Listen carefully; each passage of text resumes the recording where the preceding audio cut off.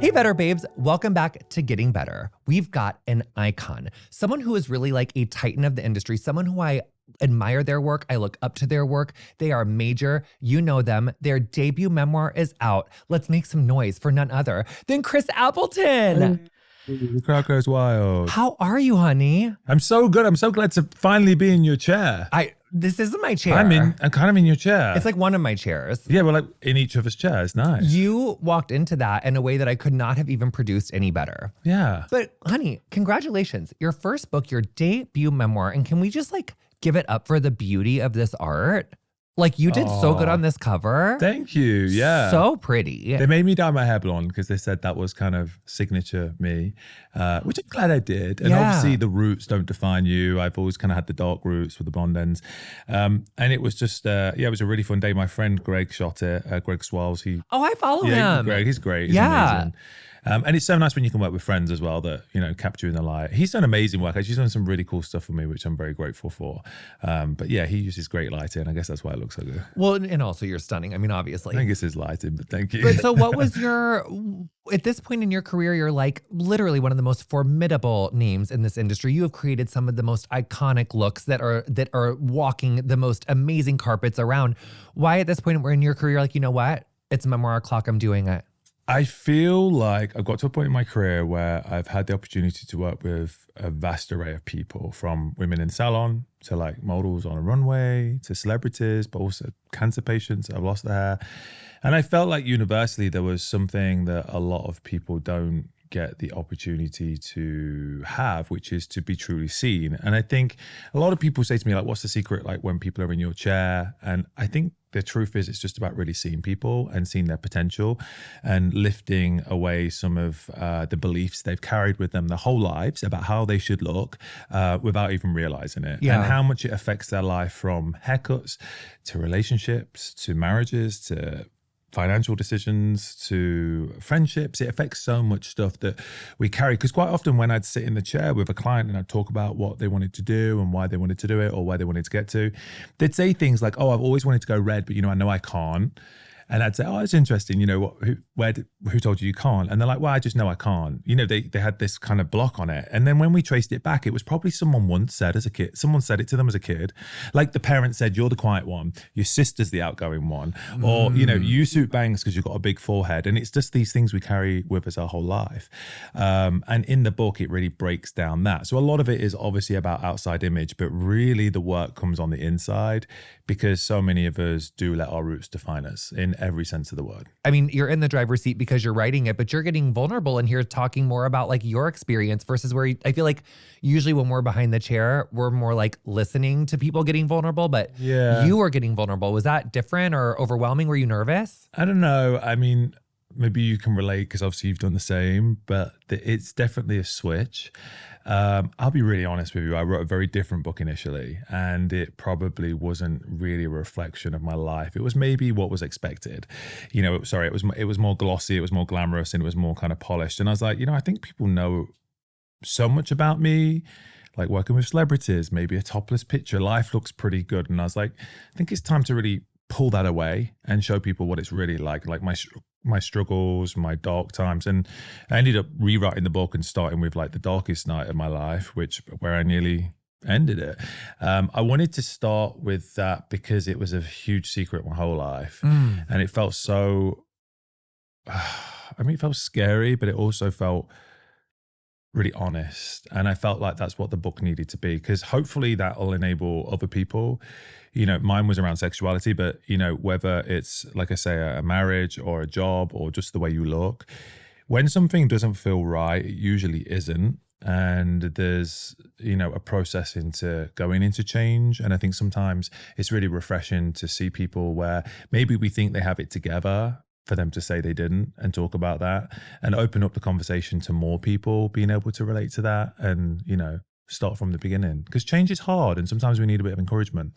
So I think it's a very honest book and quite a surprising one probably from what people know about me. That takes a lot of courage to do. I know when I wrote my first book, I was like different, but like I disclosed my HIV status in my first book, and that was for me my biggest like I was just really scared that like someone else was gonna like do it for me. And I just like wanted to be able to like talk about my story. And it was dark. And I think that there was such a brand that was kind of assigned to me from Queer Eye, which is true to who I am. Okay. And there's also a lot more. Like I'm a survivor of abuse. I did dabble in the drugs and really had to work hard to get away from those hoes. Okay. And so kind of talking about that and being so open about that journey, I joked that for like a year after my book came out, I just like was struggling with like vulnerability hangover, which I didn't invent that term. That was a Brene Brown thing, who we love you, Brene. But that was like, once it actually came out and I was like listening to it for the first time and like reading it for the first time, it was like a disorienting experience knowing that like so many other people were like experiencing my truth. Have you had that kind of like, or has it felt like pretty like chill so far? No, I mean, I think I was terrified. I think it felt brutal. Like, to write the words is one thing, to send it off and know people are looking at it, but then to get it to a point where you're reading your audio and you're saying these words out loud. Now I know how Adele feels when she sings Someone Like You, because you know that song comes from somewhere. I can see that it's not, there's so much emotion in it, you know, and it's hard to sort of, I'm not talking about a layered haircut, which I can speak to. Which can be its own tragedy in its own way. Of course. Especially like, when you lose your guide and it's stressful. Yeah, and you get lost and you end up with the layers too short, and that's a whole nother story. But it felt incredibly vulnerable. It felt incredibly raw, and it actually felt incredibly good to be that way. Because I think for such a long time, there's maybe been a facade of my life and what the public knows. And I think it was refreshing to really just be open and own it. But I think that shows maybe where I'm at in my life of healing. And I found the book incredibly healing, really, to put it all together. And I write about this in the book, and what the reader will find is it's not about erasing your past, because for a long time I tried to do that. Tried to delete the parts of me I didn't like, delete the things of me or things that happened to me in my life that I wasn't proud of. And I realized I'd been running from my own life for a long time. And I'd kind of abandoned myself at a very young age. I was aggressively bullied at school for doing hair. I did hair at a young age. So because I did hair, people just assumed I was gay, and it wasn't, celebrated. It was a bad thing. If you're gay, you're gay. And I was beaten up. I was spat on. Someone tried to set fire to my hair. Like there was always, it was a lot. Like people can be nasty. I never really understood why, because I wasn't, and it was before I'd even kind of discovered sexuality. But I very quickly got the impression that being gay was a bad thing. So I was like, well, I'm not gay. I'll show you. So I got very sort of fixated on proving people, that really are not important in my life, but proving people wrong. But I think at that point, I really abandoned who I was and the possibility of exploring and discovering myself, as you should as a child, and be supported. So it really helped me in a work sense, because, by the time I was 16, I was qualified as a hairstylist. I had my own house when I was 19, I had kids.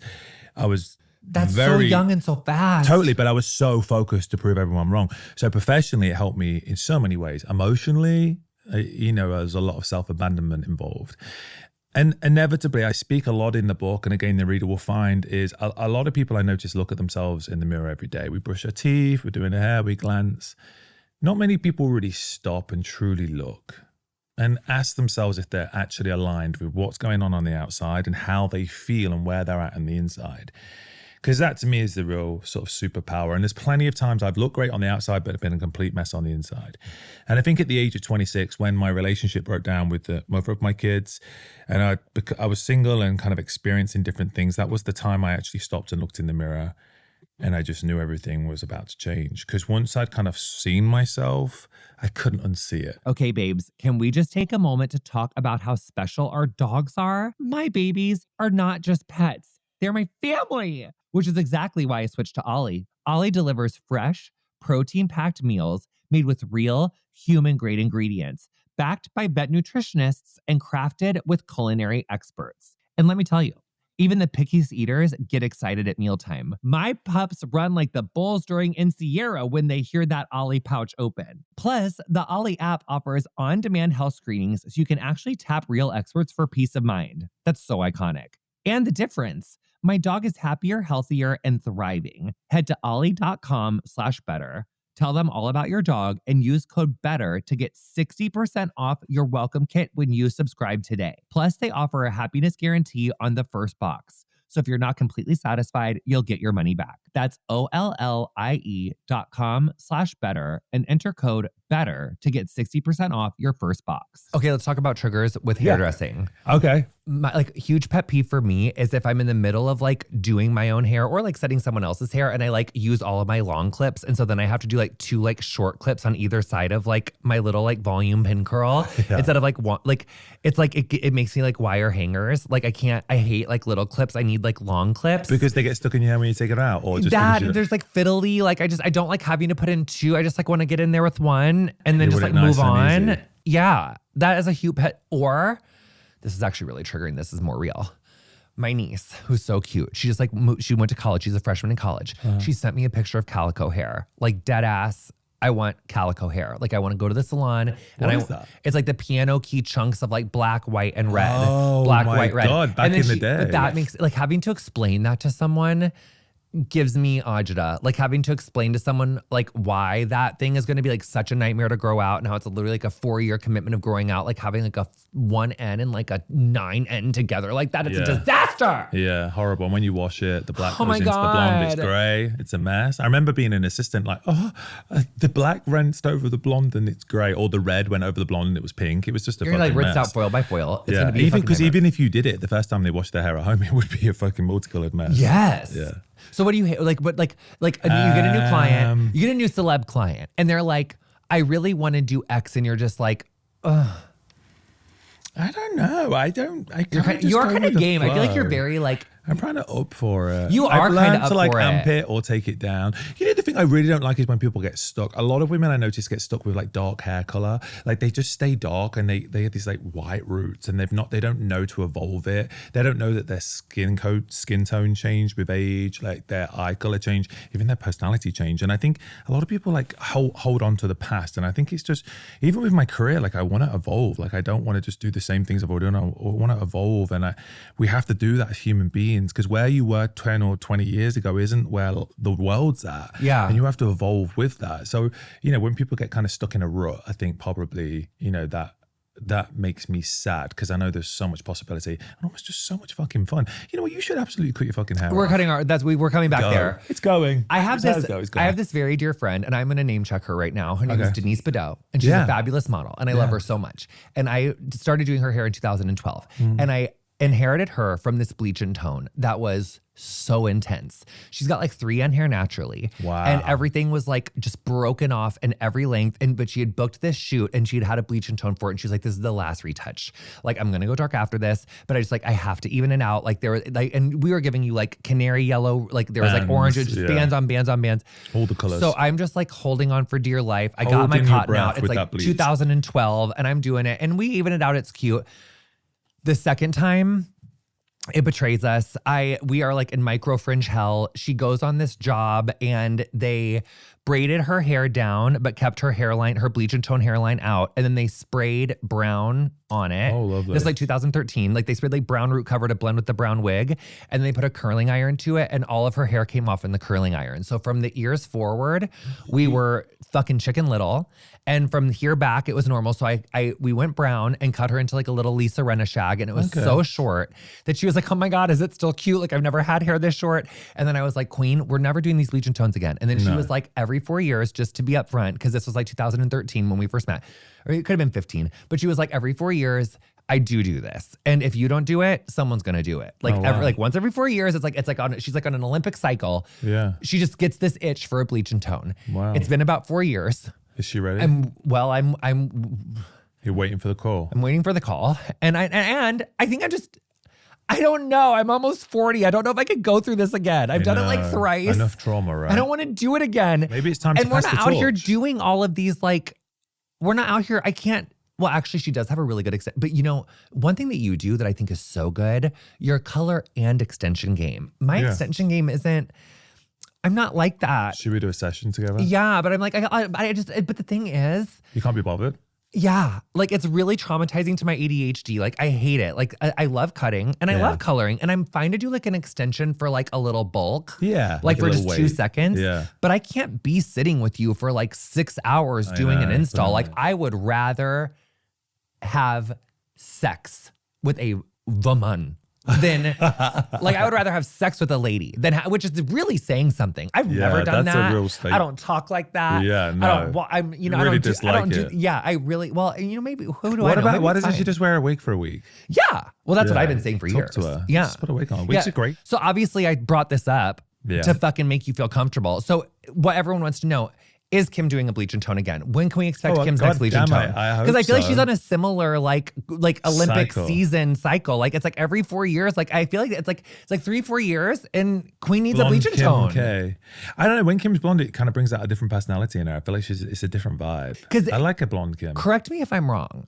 But when you've done her bleach and tones, don't you do like foil by foil? Yeah. Like you're doing like foil by foil. Takes forever. And just like waiting for that to process up nice and even. Yeah, super slow. Super slow. And then back to back to back foils. And then you're just like pulling it out as it goes. And then are you taking it up to the scalp when you do the foil, or do you get all of it done and then do you do like a little bleach and tone like on the root? I've done both, but we usually like it with a root. Because she does like a root. Sometimes I left the root, but kind of Kim like Kay. When I think about the iconic like straight glossy hair. Yes. Or when she's blonde, she has that dark root. You know, like you kind of become. I don't know. These things kind of become signature because I mean the reason we like a dark root is it just really works with framing her face, her eyebrows, and the makeup. Sometimes when it's so white, it can look very cool in a picture, but in real life, like even when I bleach mine all over and I have full head bleach, I always just like it when the roots come in because it makes it sit into my face a little bit better. Yeah. Especially if you are dark, the contrast is really nice. It's also weird when you like, yeah, she'll definitely be doing it. I hope so. But you know, like we spoke about it not long ago. She texted me, she's like, I think I'm ready for a blonde moment, and then I could feel it. But she's a busy girl. She's an actress now, so she has to do. She really is. Oh, so she's got a continuity. We can't just be. Well, I think it's also just like. It's different being a character and living your own life. What if her lawyer character like gets a bleach and tone for season 2? That could be cute. We're advocating. Yeah, but also, being blonde, it's a lot on your hair. So like, do you want to be having it styled that much? And for a movie, you're doing things you wouldn't normally do, Not to plug my own line, but our Bond gloss is really good for bleach and tones. That's it. I'll send you one. It's really nice. I really like it. It's like why my curls are still good. Better babes, it's time for our January docket drop, which we do in partnership with Americans United. We're breaking down a few church-state separation moments that you should have on your radar, for sure. All of this happened in January, which there was a lot going on. This can feel like a blur, so let's get to our recap of what you need to know. First up, January 16th was Religious Freedom Day. It's one of those lesser known observances tucked between New Year's and Martin Luther King Day. It's actually a really important one. So let's mark our calendars next year, January 16th. We need to know it's Religious Freedom Day, which also means your right to not practice a religion and not have a religion's morality forced onto you. So on January 16th, you can light a candle, you can meditate, you can dance around your kitchen, you can celebrate however you want to, so long as you're not harming others, which is really how Americans United sees its freedom of religion. Religious freedom doesn't mean forcing your beliefs onto someone. It means that everyone's beliefs get space. This matters so much, especially as we head into a year that's going to feature a lot of patriotism and a lot of religion, with this being America's 250th birthday. Can you believe it? Time flies. America is turning 250 years old this July. So we're going to be having a lot of conversations about patriotism, spirituality, religion, and it's important that all of us have our eyes wide open in knowing what religious freedom really means. There is already so much Christian nationalist language floating around, and this is where the Establishment Clause in the Constitution is clutch. The Constitution protects belief, but it does not allow one belief system to run the government. Then just a few days later, on January 20th, Americans United stepped into their first major court fight of the year. 2 Americans United cases, both involving efforts to force the 10 Commandments into public schools, were heard together in front of the Fifth Circuit of Appeals. The Fifth Circuit of Appeals is notoriously conservative, so Americans United went into this moment clear-eyed, preparing for the worst while still hoping for the best. Full disclosure, I have my notes right here, so if you see me going like this, that's what that's about. These cases get to something fundamental about public schools, which is that public schools should not be telling kids what to believe, which God to believe in, or how to practice religion. This is why Americans United exists, to step in when those constitutional lines are crossed and make sure religious freedom actually applies to everyone. So if January went by very fast and you are not keeping tabs on church date separation, we got your back. But it's so important to remember to stay informed on this incredibly consequential issue. If you want to learn more about these two cases or how you can help support Americans United, head to au.org/getting-better and get involved in this issue. It means so much to all of us. Okay, wait. So that's that. Whose hair or like what style, like when you look back on your career and you're like, oh, it's like the bleach and tone, like duh, like, but what's like a style or like a red carpet that you slayed that you feel like we need some more respect on that particular look? And actually, now that I'm thinking about it, top 3, please. Like, what are your like top 3 most favorite looks in retrospect that you feel like we need to like just be celebrating more? I don't know. I feel, no, I can do this. Yeah, okay, yeah, so, probably Kim K's Met Ball look when she Wet had finger the waves? Mugler. Yeah, Ah! silly. Let me tell you something, Chris. That look makes me want that look. When I first saw her come, that was like in her Mugler, like the wet drippy. Yeah. That wet, like free form finger wave was so cunt. And I remember seeing it. No, yes. Yeah. Although I would venture to say really that. Scared. Why? Because about being it so was good in and the talented. era where we were doing about the executing a look so perfectly. No, it's just like she was in the era of doing the long hair. It was like long, kind of straight, and then long wavy bit. It was like a real mid-length for Kim, which she doesn't always love. You know, mid-length can be it's a bit halfway. She's like, I want this or sometimes. that. Yeah, you know, sometimes. And also it was like parted to the side. We'd not done a side for the longest time. It was a real middle part era. So to go to the side, that really changes the way your face looks. Also, like finger waves can be really fucking aging. You can very much look like you're in Downton Abbey. Or it can make you look like an alien prostitute. Every time I do fucking finger waves on someone, I'm like, great, now I made her look like an alien prostitute. Or I don't know what that is. They just very quickly look like they're from the 20s. It's really weird. You're like, I can't not see.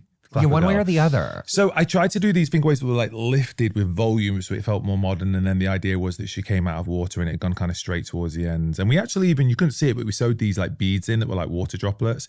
But I remember there was a picture when she came out of the hotel because, you know, they come out and fans get a picture. And the first picture I ever saw, she was like hunched over and I was just like, oh no, is this going to be really bad?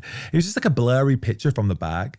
But then when she came on the carpet, I just remember being like, and she had such grace and she was doing these things with her hands and the corset and the outfit and the Mugler of it all and the makeup and the Mario cut the makeup. You know, it was just like just a really beautiful moment where I was like, wow, she looks fantastic. Yes. You know, and the story and the image all came to life. But I was scared just because it's so different and there's so much expectation on these moments. And, you know, it's not, most people need to know that when you do something different, if you're on a photo shoot, you try to take the first picture. It doesn't always look, like if you took a selfie of yourself, you think, I look so cute. You take a picture, you're like, what is that? Fuck? Yeah. What is that? That's, you know, it's like bad lighting or whatever. So you adjust things. Whereas when you go out there on the red carpet, it's just out there, you know, there's no testing. It's just out there. Okay, what other two? Like, what was there ever a look where you were like, fuck? Yes. What was that one?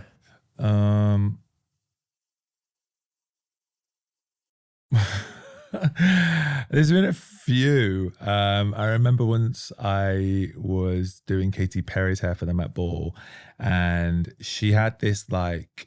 I have it actually because apparently there's a trend going on for 2016. Oh yeah, it's really trending right now. I know. I was like, oh, okay, I'll do this. So I'll show you the picture so you guys can relate.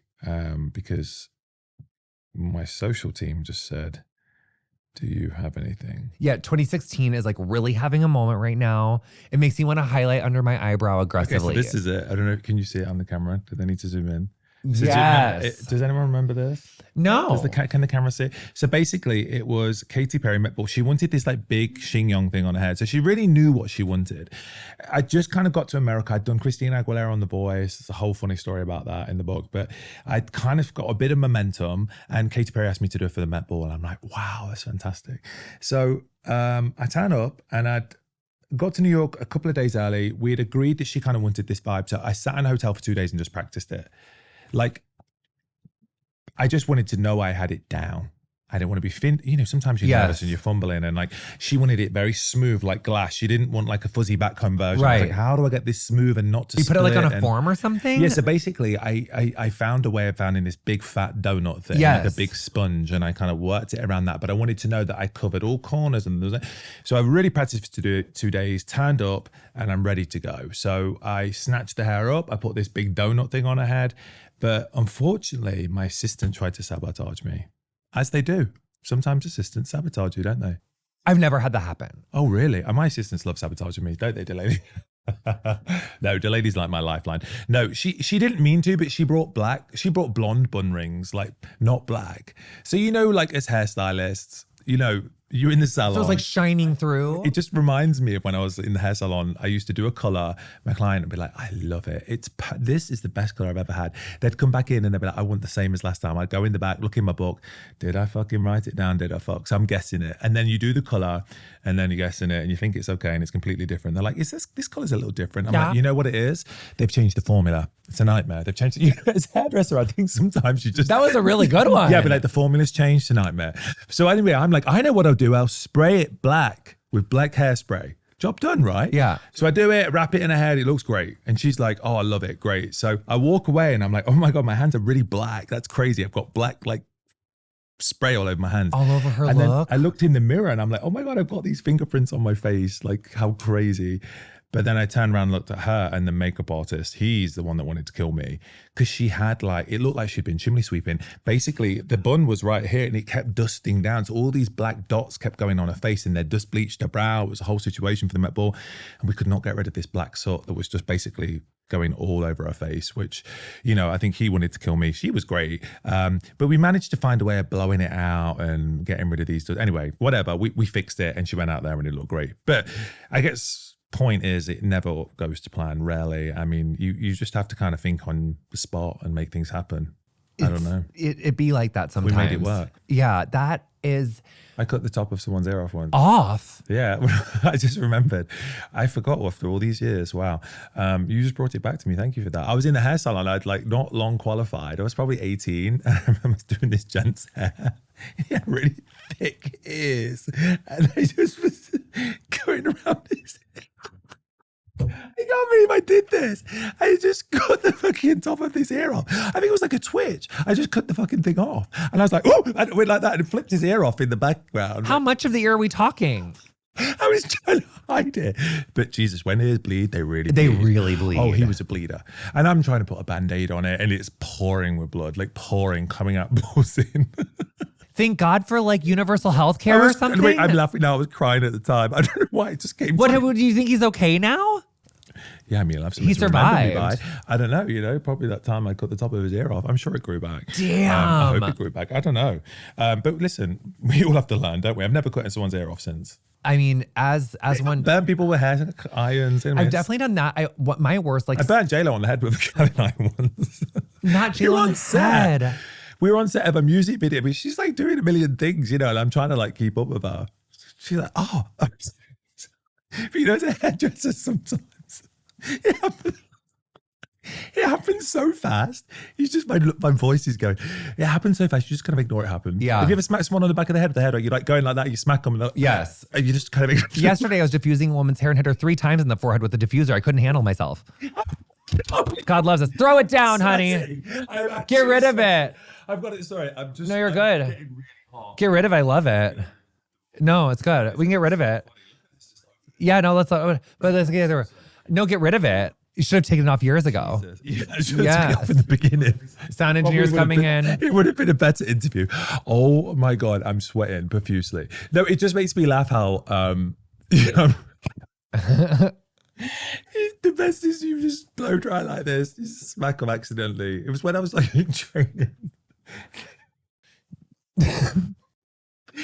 I remember this one woman in the salon, when you're practicing holding a hairdryer and a brush. Yeah. You could do it. What I kept, you never used to burn them. Yeah. Still do. Couldn't. Especially my mom. So I couldn't get the brush and the hairdryer right. I kept burning. And I just remember this woman was sitting there trying to do a short granny blow dry, practicing. And she, probably 15 seconds, ooh! And it was like a fucking owl. The whole head. Necklaces are the worst, though. No, it was. A blow dry on someone with a ton of necklaces, when they're curly or it's short in the back, that's hard. It's easy to burn somebody. Oh, I've never done that. Wow. So with the necklace, yeah. You just said you did. The burning. No, well, just directly with the nozzle on their scalp. But I've never heated up the necklaces. I heat it up. I'll just be in such a a zone of setting it, and my mom's like, "Fuck!" It's really my mom. I feel I feel like I should pay attention more for my mom. Hopefully, I'm not burning these other things people. you never knew. You know? God, I fully forgot I'd done that. Wow. I loved that journey. Let me ask you something. Have you ever had an intrusive thought pop up in your head where you're like, did I make them upset? And then you just couldn't let it go? Hours of ruminating about it, replaying it over and over. Experiences like that can be signs of OCD. And if that surprises you, you're not alone. Real OCD often looks like unwanted, intrusive thoughts that latch onto what matters most to you, your relationships, your values, your sense of who you are. The good news is OCD is highly treatable with the right kind of therapy. That's where NOCD comes in. NOCD is the world's leading provider of OCD treatment, and all of their therapists specialize in ERP therapy.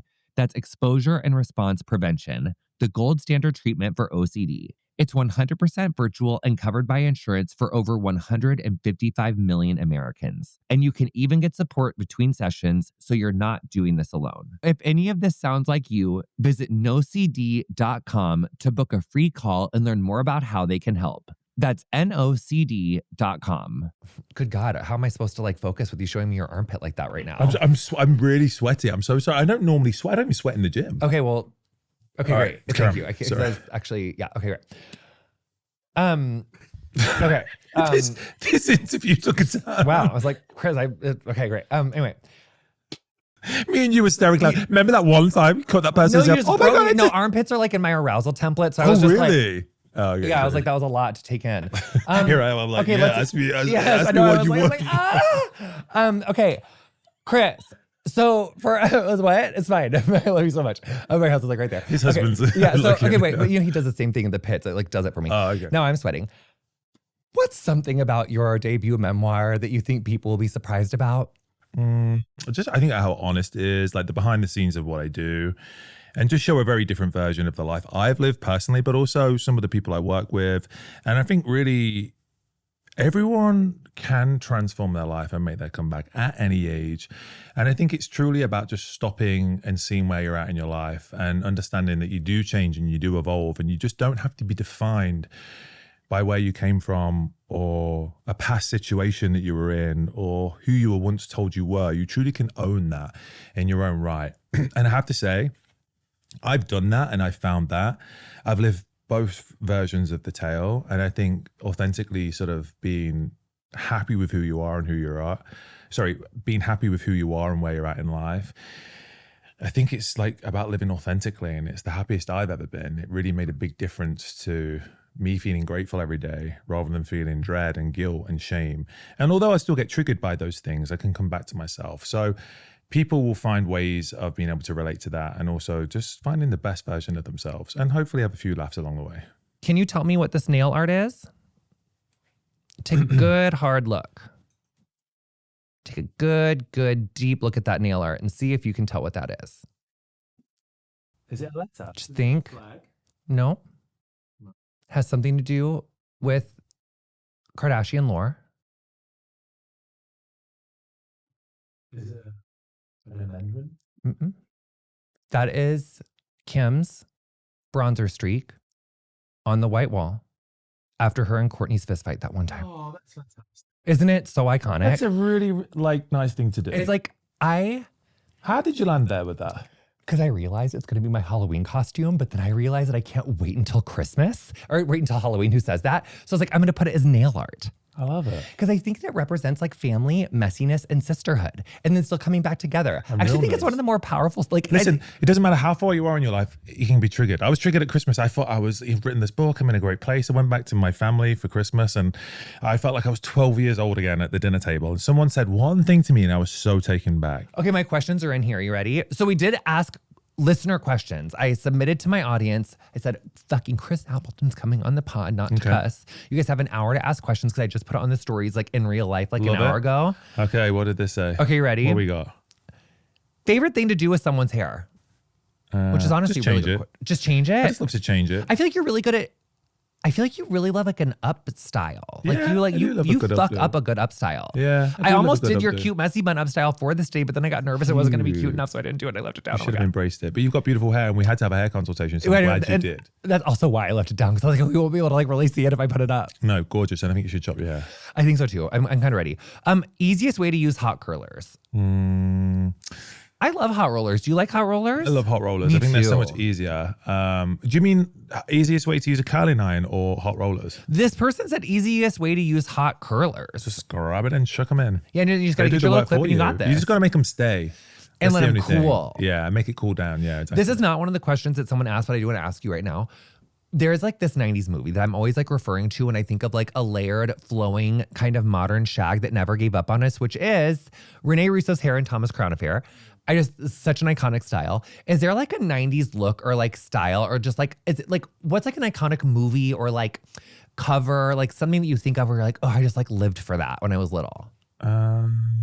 I loved, I don't know if it was 90s, it might have been 80s, Ooh. but Julia Roberts in Pretty Woman. Was that 80s? Definitely 91 or 89. It was Yeah, 89 or one of the 91. two. It was floating around that era, but that big curly 91. hair 91. was just everything. I just remember being like, it said so much about her. Like, She's because she why had the I want this blonde hair. wig. Remember the blonde wig, and then she takes it off, and she just looks stunning with this natural redhead, big curly hair. Yes. And that's her real personality. That kind of like big. But I don't know. I just felt that was. I don't know. I always remembered it. And every time I have to say, every time I look at Julia Roberts, I always think, I wonder if she ever wants that big hair back. You know, because now it's more like done in like a Because you know curled she's way, got but some it's- natural curls in there still. I know. I just wasn't that big. Old. I gotta send her some air dry cream. Oh, no. I take it back. I mean, there is that, but my ultimate lover, Is? guess. Come on, you can see it in my work every now and again. Okay, now I realize You've even about talked this. about it. We did? You did. You told me. You didn't say the name, but you said what I like. An up style. Come on. Is anyone guessing? Oh, like a little like, and no. Not Anne. Who's Anne? I was gonna say Anna Nicole Smith. No. Yeah, it's a little like I do love her, but who? yeah. Pamela. Yes. Yes. Oh, fucking Thank love God. her. And actually, her most recent little Biolage partnership where she like went blonde for it, I loved her little like peach blonde moment that she did, but now I her didn't. blonde. It made me sad. You didn't? Because you know, when as a kid, I used to get the Baywatch little cards and it had candy in it, and I'd always want the CJ card. I just loved Pamela Anderson. She's just this like bombshell, and like, you know, she used to do those updos and the way she dressed, and it was just such a vibe, you know, and like carefree. And I went to an event the other week at WWD, and I was going with my friend Chriselle, and I said, Liam? Chriselle Staus. Oh, yeah. So I turned up and I said, I don't really get, you know, I don't get starstruck. Because we work with people, and you know, you just in work mode to an extent, and you're there to provide a service. But I saw Pamela, and I was like, I remember watching a documentary as well. And there was a lot of things I could relate to from watching the documentary. And I remember just being like, oh, I just love her. And I got in the elevator and she's there. And I'm like, oh my God, you're back blonde. I love it. You know, because it's signature. Yeah. Like, it's her thing. And it was big. You know, it was like big and bombshell. She had big black glasses on and she just looked really major. And she's like, oh yeah, you know, I was ready for a movie and it was great to get rid of it. Because, you know, you do take that energy on. You know, when you're a redhead or a blonde, you wear it, you know. And you could tell it was a first day back blonde and she was bubbly. And then we sat next to each other at the table. And I never say this to people, but I was like, I'd love to do your hair one day. I don't know. It was like the child in me that was just like living his adult dream. And I don't always get that. So I really enjoyed it. I love that. I got to see her at Women's Wear Day, or I interviewed her at the Golden Globes last year, and she starstruck the living shit out of me. And I normally am not like, but I had that same, she's just such a fucking star. She's just that girl, yeah. Oh, that was so good. I love that idea. Or that story. Okay, let me go to my questions. Okay. What's the most underrated hair tool people already own but aren't using right? I think that's kind of a good question. You think it's a good question? I think it's kind of a good question. Yeah, I just read it for the first time. Underrated. Probably just, do you know what I don't like? Is? A sloppy ponytail. Oh. Like, if you're going to do it, direct it. Yes. Like a low pony, I think always feels a little sad. Midway, cute, little flirty, all the way up high, but it's the snatch. It's follow the lines, like the cheekbones. The you taught me eyeline, that on fucking TikTok or things, somewhere. yeah. One of your things like literally taught me that. Yeah. It makes such a difference to the face, though. It's It's like everything. contouring your face with contour, but for your hair. It reminds me of like before I knew how to like break up a curl cast right, and I used to like break up a curl cast and I'd be like, oh, why doesn't this look fiddle like? it, yeah. But I just like I was like, now I understand like how to like let the curl talk to me because I can see where the separation is, and then I break it up where it already wants to be broken up. I'm not like imparting something Totally. on the hair that doesn't want it, and that's what putting a bun not on the face shape is like. Totally. Like not aligned. Like, and I did It's not like know sex that with before a condom. It's like you realize, like, oh my God, I've been doing, okay, you know, it just feels different. What a comparison. Right. Okay, so I feel like mine is concentrators. Like, I feel like fine-haired people or like nozzles, like see these God, I thought you were people to concentrate. No, like fine-haired people are like using nozzles and then like wondering why their hair, and they're like, no matter what product you use, I'm like, just take that fucking nozzle off. Take it off. You don't need her. Yeah, Unless you're totally. like trying to like get that thing skinnier. Yeah, totally. Like take that nozzle off. So I'm going to say like a nozzle. Okay. Okay. I always bring inspo photos, but I never leave with what I pictured. How can I communicate better with my stylist? I don't know. I mean, a picture is pretty, it's there, but I think it's probably usually just like your hair type, hair texture, skin color, eye color. It's probably not the same. Your personality, even the way you dress is maybe not the same. So it's usually about finding the variation that works for you or the version of that works for you. Yeah. But if it's completely different, maybe time for a different hairstyle.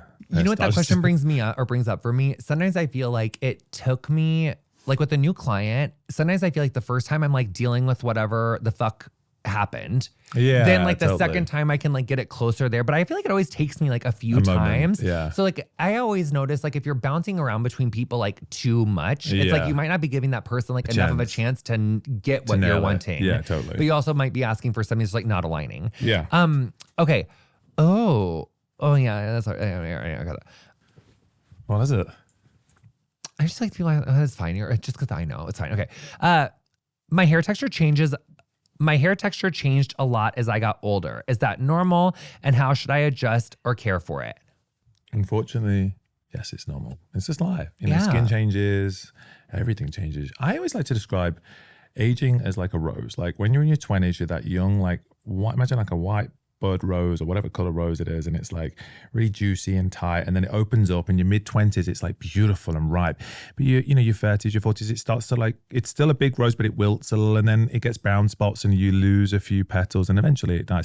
I think that's the story of life. So unfortunately, it is a case of, you know, things changing. And that's why I said to you earlier, like, I don't love it when people get stuck with that like dark hair color they've had their whole lives, because it's not the same as when you were 20. Everything's changed. You need to catch up with that. Yeah, 100%. So yeah, that's so good.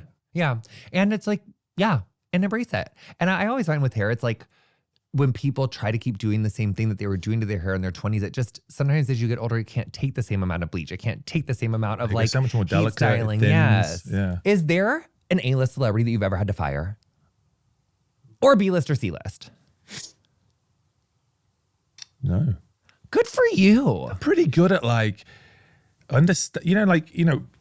situations are stressful sometimes. Yeah. And it's not always, I think as a hairstylist, you kind of become, like a therapist, and you kind of, there's a lot of understanding as well. Like sometimes I had to fire a couple musicians. Really? I'm not gonna lie. Because they were being difficult. Yeah. Really? And like, I just found that like entertainmentally speaking, like actor clients, like just were more serious about the health of their hair. Like they weren't doing like outrageous, unrealistic expectations with their hair. Right. But I had some musician clients that like did have like really crazy, unrealistic expectations of their hair, where I was like, you need to find like a different color. It's like, I'm too old for this. So you just moved on. And I was like, good. You know who 28. you are and what you good Yeah, at. yeah, yeah. I was like, I can't handle it. Yeah. But I love you. I love Yeah, it. but I love that you're like, I can handle it, honey. Look at me. Look at this like 6'4" fucking British fucking beefcake. I can handle it. I can handle this, honey. Chris, thank you so much for coming on the pod. We love you so much. That's a really good book. That's a Lokes book, but this is your book. And I'm Thank you so proud much of for you having me. for I had the writing best it. time. You We made me had the laugh. best time. You know, I love laughing. I think it's such a good medicine for people. Like, it's what I love doing. Like, people think, like, if you're going to take me on a date, I'd want to go to some bougie restaurant. Like, I just love, like, the real stuff, like taking a walk and just talking about life. Or sitting on stand-up the comedy park show. Oh, yeah, you got one? Yeah. When? All over the place. I'm forever on a tour, but I'll have invite to you to come the next to your one. next Please one. do. But if anyone wants to get Chris Appleton, take him to a comedy tour, because that'd be a really cute day. You made me laugh. I love it. Thank you so much for having me. Thanks It was for the coming best on, honey. time. And it was nice. Thank you for opening up. Oh my God, of course. Literally at one point. Yeah. Well, Pitts will do that to me. We'll see you next week on Getting Better. We love you guys.